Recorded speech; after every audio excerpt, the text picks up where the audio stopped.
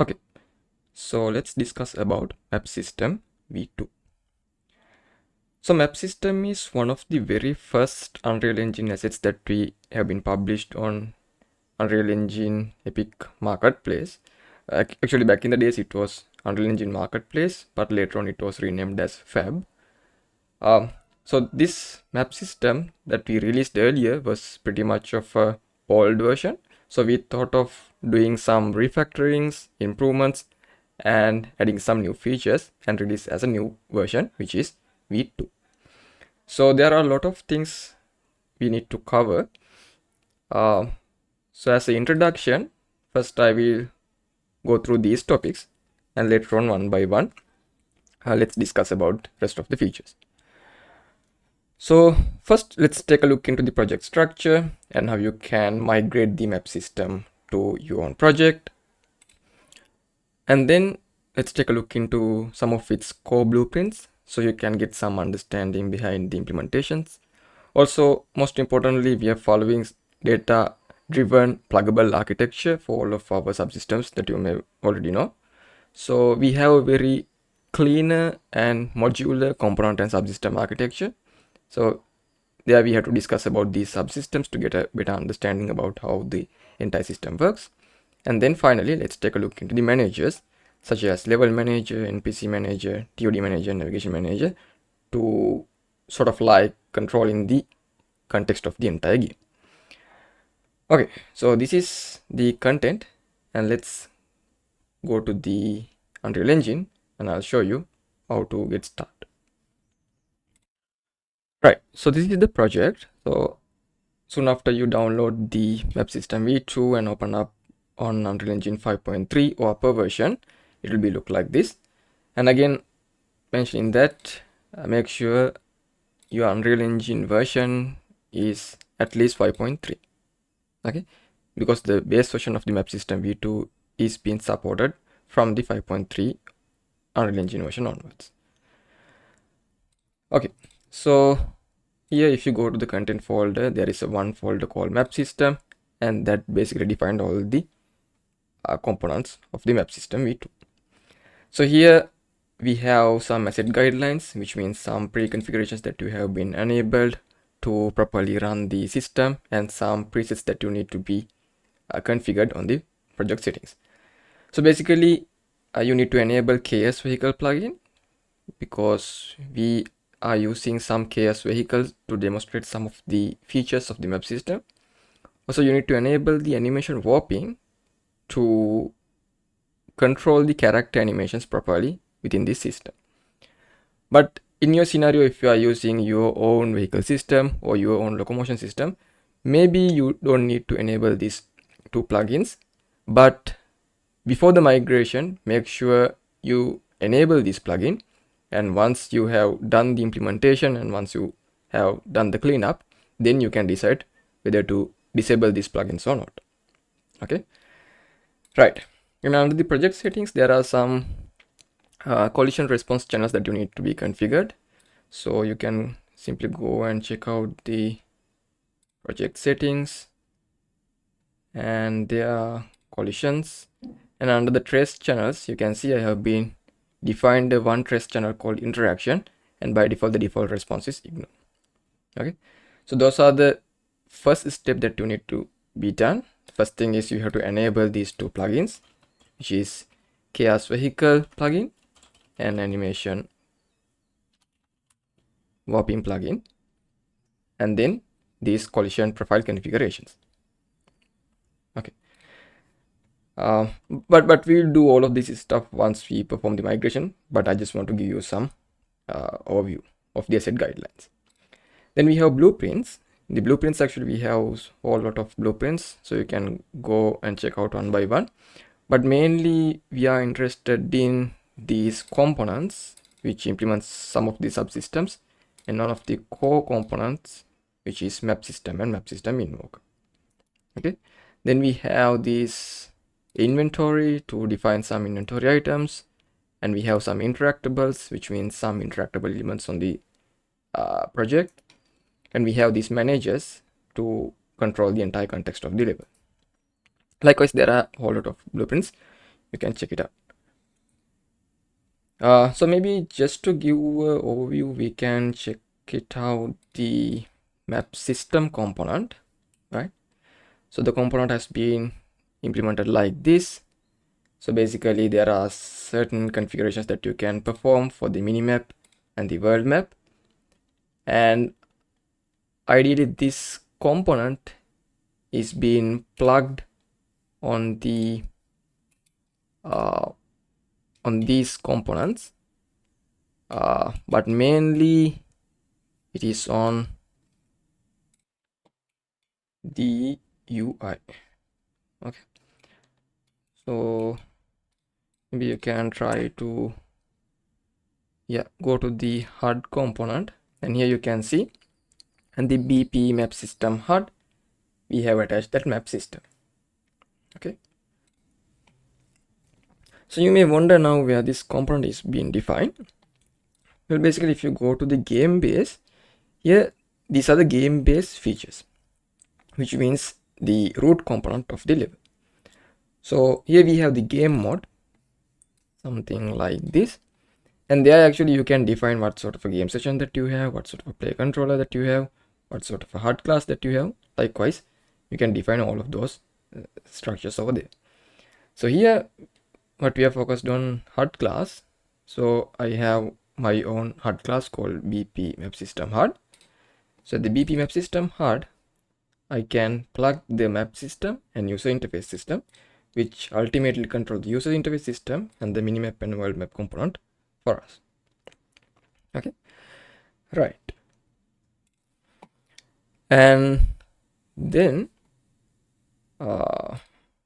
we have map system invoker component. So this invoker component is basically plugged into the actors whoever need to invoke some map element on the UI. Okay, so for example, it could be character, or it could be some sort of an interactable element. So such actors or elements should implement this map system invoker component, so that ultimately they can define some rules, such as whether to enable or minimap, enable minimap or world map icon, or enable the ranges, pathfinding, distance indicators, things like that. Okay, so just for the reference, if I go to a character, or maybe I can even show some of the existing characters, right? So here we have this NPC character, and if I select that actor instance and go down on the details panel, you can see it implements set of actor components. So I'm not going to go in detail of these subsystems, because these are actually not our prior focus on the map system. Okay, so basically the locomotion system component is there to drive the locomotions for the character. Weapon system is there to define the whatever the carried weapon of the character. Vehicle system is there to implement the vehicle interactions. Actor profile system is there to implement some actor specific configurations like health, armor, amount of money, things like that. And montage helper is some sort of a helper component to play the animation montages for the skeletal characters. And the inventory system is the one that holds the static inventory items for the character, such as holding a bag, maybe a cup, maybe a phone, things like that. And NPCI system is the one that controls the NPCI behaviors for the NPC characters. And here is the component that we are interested in, which is map system invoker, which basically define the map system related icon configurations for the actors. Okay, right. So you can see there are set of configurations.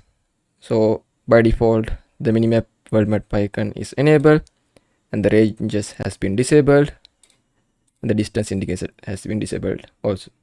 Okay, so maybe you can do some play test over here. So if I play it right now, you can see the actor is there, and the actor is having an icon only, right? But let's just say if I select the map system invoker and enable the range, so now it should implement the range of radius 3000. with these color configurations and all.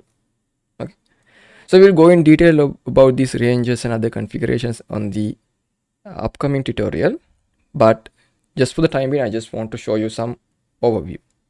Okay, right, so now you can see, since we enable the ranges, that character is now implementing a range as well. Okay, and if I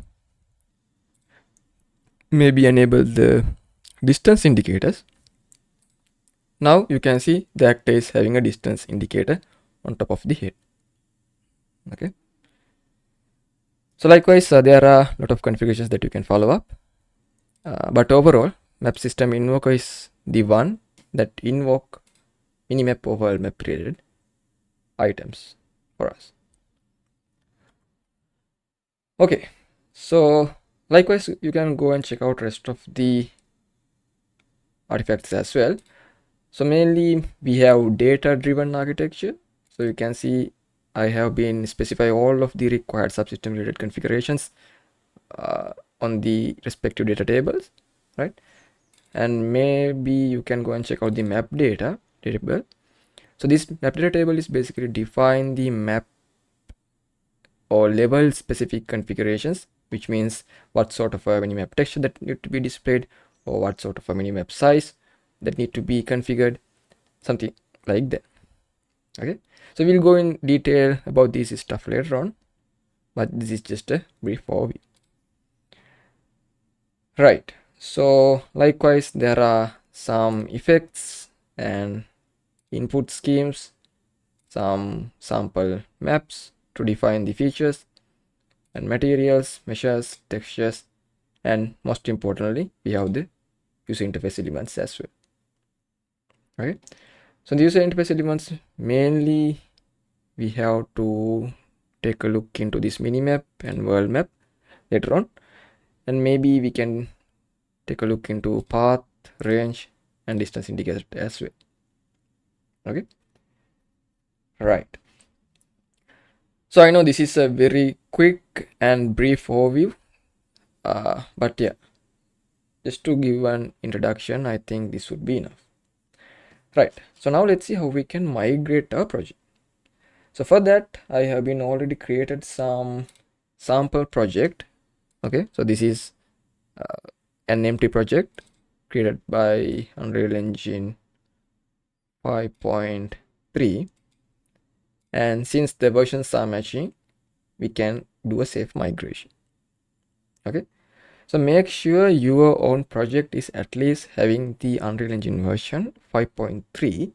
Otherwise, if you have a downgraded version, the map system will not work properly, and most of the time it won't even migrate properly. Okay, so make sure either your project is having at least 5.3 or higher version, or you may have to update it. Okay, right, so now let's migrate the app system. For that, let's go to the content directory and right click on it and simply click the migrate. So it will ask to save this stuff, maybe like we can simply say save selected, right? And this is the important part. So make sure in the hierarchy under the map system everything is selected. Okay, because we have to migrate everything. So now by default everything is selected, so I can simply click OK.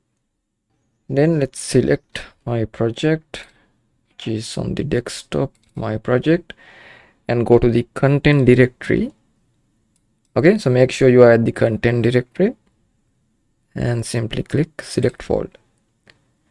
Right, so it will start the migration and it will take some time, and once everything is migrated it will be saved at your destination. And give it a second.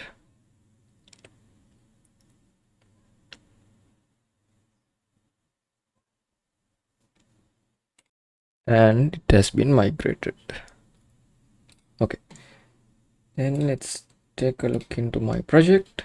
Yes, we have the map system there. Okay, so you can maybe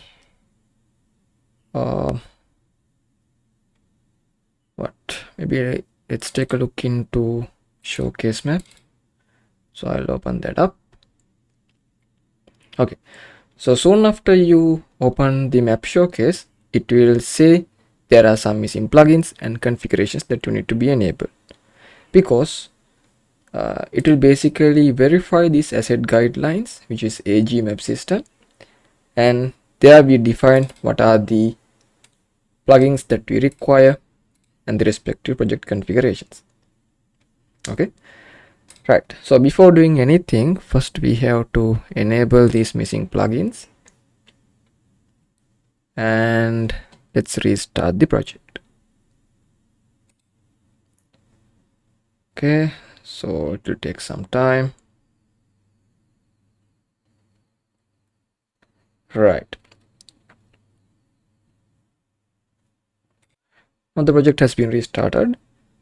So let's verify the plugins first. Chaos vehicle, okay, that plugin is there, and the animation warping, okay, that plugin is also there. Then we have to verify the collision channels. So if I go to the collisions and rest channels, yes, I think we are missing that collision channel. Okay, so maybe we have to manually implement it. So for that, all you have to do is simply click this new trace channel and type exactly this name, which is inter what was the name? Let me check over here. Yeah, the name should be interaction. So this name should be exactly matching this signature, otherwise it may not work properly on some elements. Okay, so make sure it is exactly the same thing, interaction, and the default response should be ignore. Okay, click accept and save all, and then let's restart the project again. Okay, so I'm gonna simply right, so I just restart the project. Now if I go and check out the collisions, yeah, it's there. Then let's go and check out the showcase level, and probably now this should work properly. But yeah, the level is working, but you can't see any hard elements, or you can't even see the character, because also it will give these sort of warnings, because we have to set the game base elements properly. So maybe you have your own hard element, your own game mode, your own game instance. So if that's the case, you have to properly specify these components on your own instances. But let's just say you are having a fresh project, then you don't need to define your own stuff. You can simply reuse these existing instances. Okay, right. So first let's go to the project settings, maps and modes, and under the default game mode, let's set the BP map system game mode. Maybe default maps, I will use the showcase map, and the game instance class we can use BP map system GI. Okay, so those are the only configurations that you have to do, and then once you start play, you can see everything works pretty much fine and there are no errors. Okay, right. So you can press tab actually to go to the pause menu, and you can actually check out rest of the demo levels as well. So I have defined the showcase, interactables, distance indicators, ranges, and pathfinding related implementations and examples for individual levels. So you can go and refer those stuff. But I think it's worth covering each of these stuff in an individual section. so that you can get a better understanding. So in the future tutorials I will showcase this stuff for you. Okay, right, so that's a brief introduction about to the map system, and I hope you are interested. You can actually buy this asset from Fab. So just search for map system and it will be there. And also there are some open source repositories that I'm going to showcase in the next tutorials. So those stuff will be useful for you as well. Okay, so I'll see you there in the next tutorial.